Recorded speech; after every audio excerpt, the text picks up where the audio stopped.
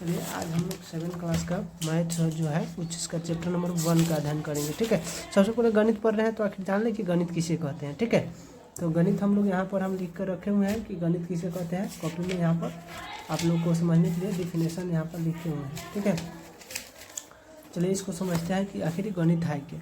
ठीक, तो यहाँ पर देखिए, विज्ञान की वह शाखा जिसके अंतर्गत हम गणना विधि का अध्ययन करते हैं उसे क्या कहते हैं जी, गणित कहते हैं। ठीक है, अगला हम लोग देखते हैं इस चैप्टर का नाम क्या है।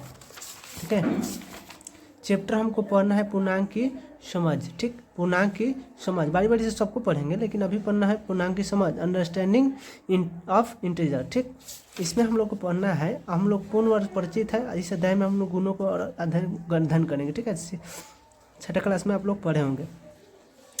यहाँ पर हमको देखो दिया गया है धनराशि को और ये ऋण राशि को, समुद्र से ऊंचाई तो समुद्र से गहराई, आबादी में वृद्धि आबादी में घटती, औसत से अधिक वर्षा औसत से कम वर्षा। आप लोग इसको भर लीजिएगा।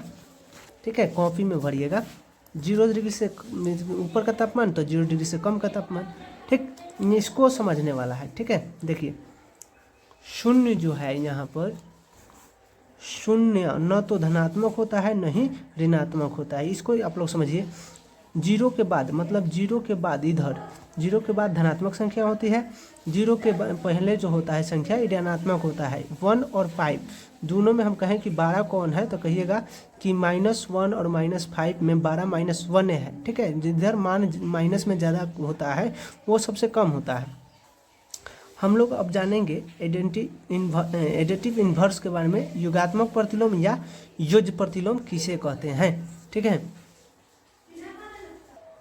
चलिए यहाँ देखिए, योगात्मक प्रतिलोम या योज्य प्रतिलोम एडिटिव इन्वर्स किसे कहता है। जब दो संख्याओं का ये मतलब योग जोड़ा जाता है तो वो शून्य आता है उसका आंसर। तो आप हम कहेंगे जैसे कि 2 + -2 जोड़ा जाए तो हमारा 0 आएगा ना जी। तो हम कहेंगे कि 2 के लिए -2 योज्य प्रतिलोम है, 6 के लिए क्या -6। तो ये आप लोग समझ गए। ठीक, अगला हम लोग पढ़ते हैं। यहाँ पर देखिए कह रहा है पूर्णांक और माइनस, तो यहाँ पर एगो बनाया है 8 का, -8 लिखा है, -5 का, +5 लिखा है, -12 का।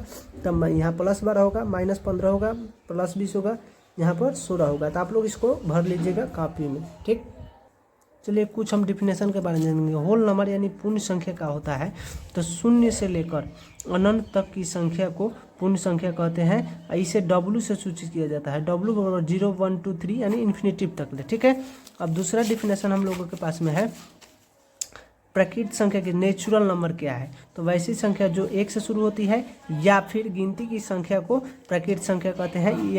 ये n बराबर होता है और n = 1 2 3 यानी इन्फिनिटिव तक ले। ठीक, अगला हम लोग को समझेंगे